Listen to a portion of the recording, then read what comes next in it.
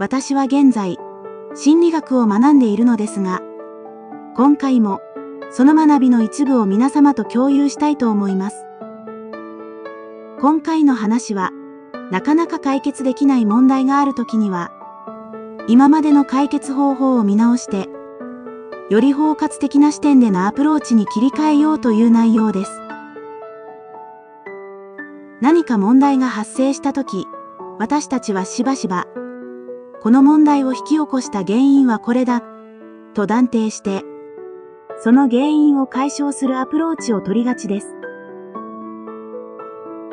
このようなアプローチを直線的因果論と呼びます。これは、A という出来事の原因が B であるとする見方です。例えば、雨が降ったので、地面が濡れたというのが良い例です。この場合には、雨が降るという原因が、地面の濡れという結果をもたらすと考えられるため、直線的因果論のアプローチは適切だと言えます。しかし、すべての場面で直線的因果論のアプローチが有効だとは限りません。なぜなら、複数の事柄が互いに影響し合い、循環的に発生する現象もあるからです。つまり、何らかの問題がたった一つの原因に限定されるのではなく、様々な要素が複雑に組み合わさって起きることもあるからです。複数の事柄が互いに影響し合い、循環的に問題が発生するという捉え方を円環的因果論と呼びます。例えば、植物が日光を浴びて成長し、その植物が鳥に食べられる。そして、その鳥が種子を別の場所へ運び、そこで新たな植物が育つという循環です。円環的因果論では、複数の出来事や要因が互いに影響し合い、一つの循環を形成すると考えます。私たちが日常で遭遇する問題においても、多くの場合、様々な要因が相互に影響し合い、問題が発生しています。そのため、原因を特定する方法ではなく、包括的なアプローチを取る方が、効果的な場合があるのです。例えば、高い犯罪率が問題となる場合、直線的因果論に基づく解決策は、警察官を増やせば解決する。罰を重くすればいいというものかもしれません。しかし、貧困や不適切な教育、社会的不平等など、犯罪の根本的な原因に対処しなければ、警察の力だけに頼っても問題解決には至らず、他の社会問題を引き起こす危険も出てくるでしょう。このように直接的なアプローチで迅速に問題を解決しようとしてもうまくいかないことが多いのが現状です。このような場合、多角的かつ長期的な視点で複雑な相互作用を考慮に入れて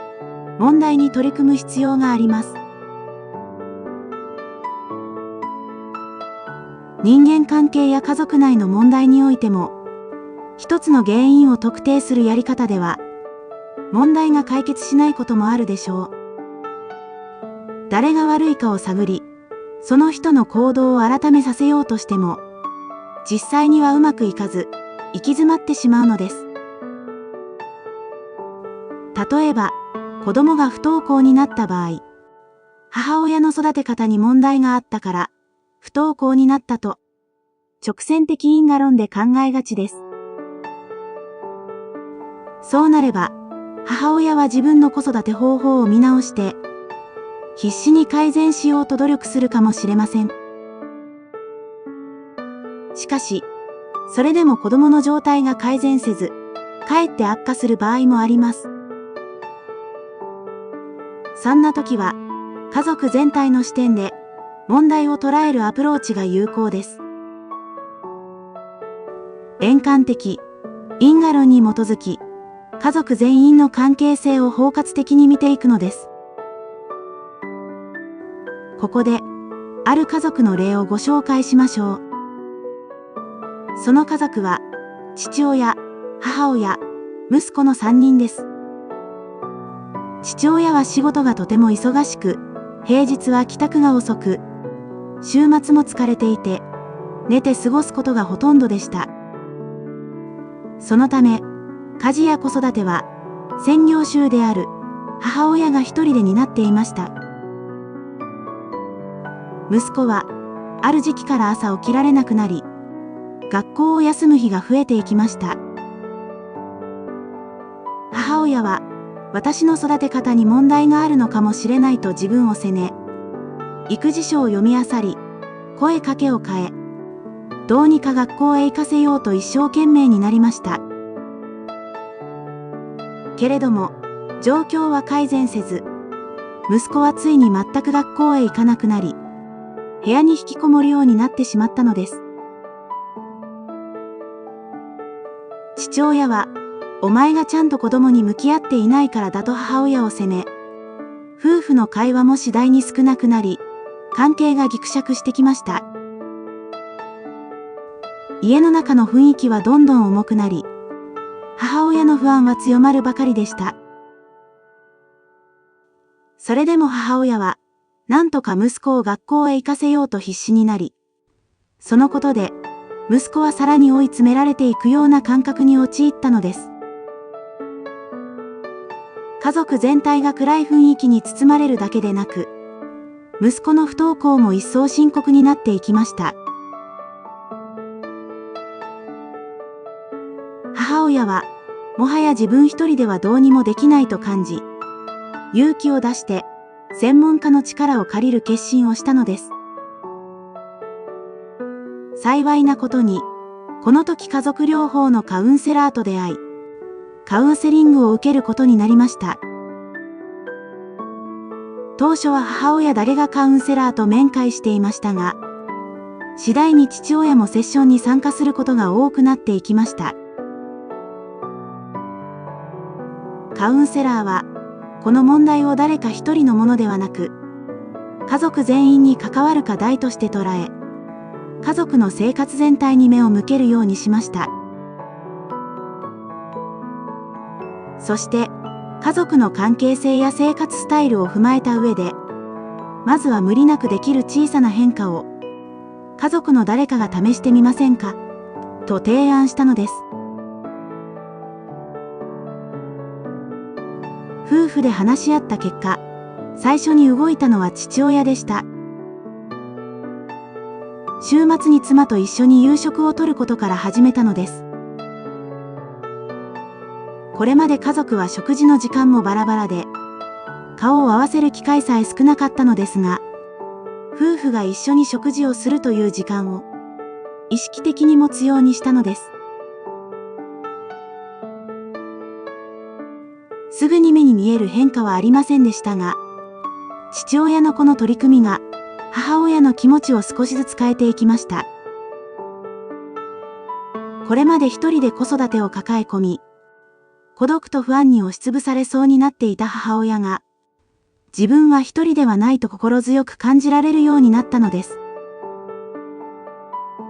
安心感が生まれると、母親は自然にリラックスできるようになり、息子への接し方も穏やかに変わっていきました。過干渉にならず、適度な距離を保ちながら、息子を見守ることができるようになったのです。すると、息子の心の重荷も少しずつ軽くなっていきました。母親の不安そうな表情や、強い声かけに追い詰められることが減り、家の中の雰囲気も次第に和らいできたからでしょう。やがて息子は、時々居間に顔を出すようになり、最終的には、学校へ通うという小さな一歩を、踏み出すことができました。最初は保健室登校から始まりましたが、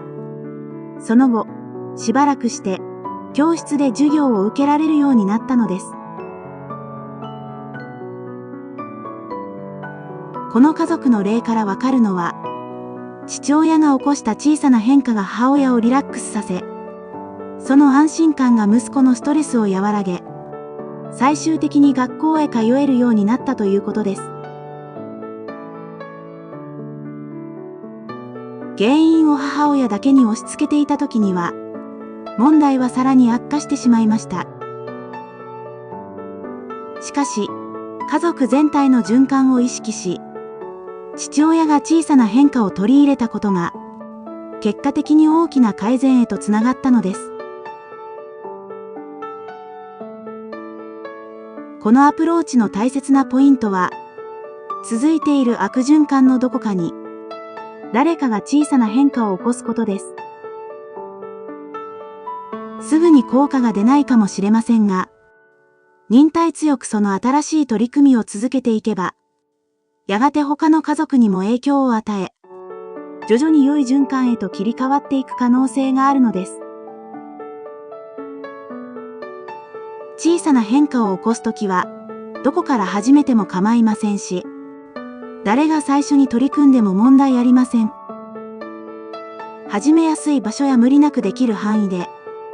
意識して小さな変化を取り入れることがコツです。家族の誰かが小さな変化を起こすと、それが別のメンバーに影響を与え、影響を受けた人が、より望ましい行動へと移っていく可能性があります。その結果、家族の中で問題視されていた人の問題も、軽減されたり、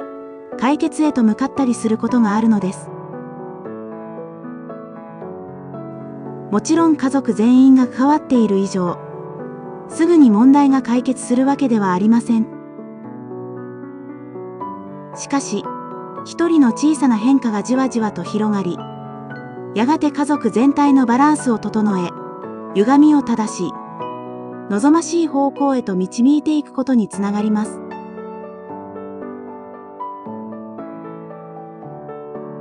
今回は、解決しようとしてもなかなか前に進まない問題に対して、円環的、因果論のアプローチを取り入れ、長期的かつ多角的な視点から、包括的に対応することの効果についてお話ししました。犯人探しや悪者探しに時間や労力を費やすのではなく、様々な要因が互いに影響し合う状況を理解し、全体を見渡したアプローチを取ることが有効です。もし問題が家族に関わるものであれば、円環的、因果論に基づいたアプローチに精通した、家族療法のカウンセラーに協力を求めるのも一つの方法です。家族の問題に限らず、解決が難しい時には、円環的、因果論の視点を試してみるのも良いでしょう。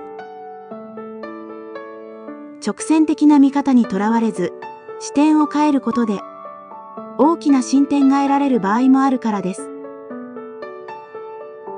行き詰まりを感じたときには、この点を意識してみてはいかがでしょうか。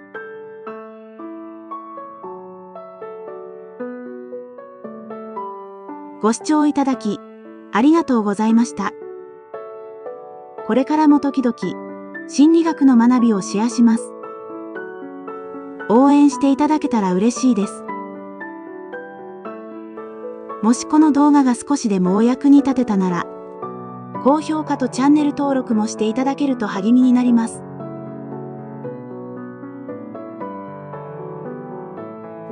それでは、また次回の動画でお会いしましょう。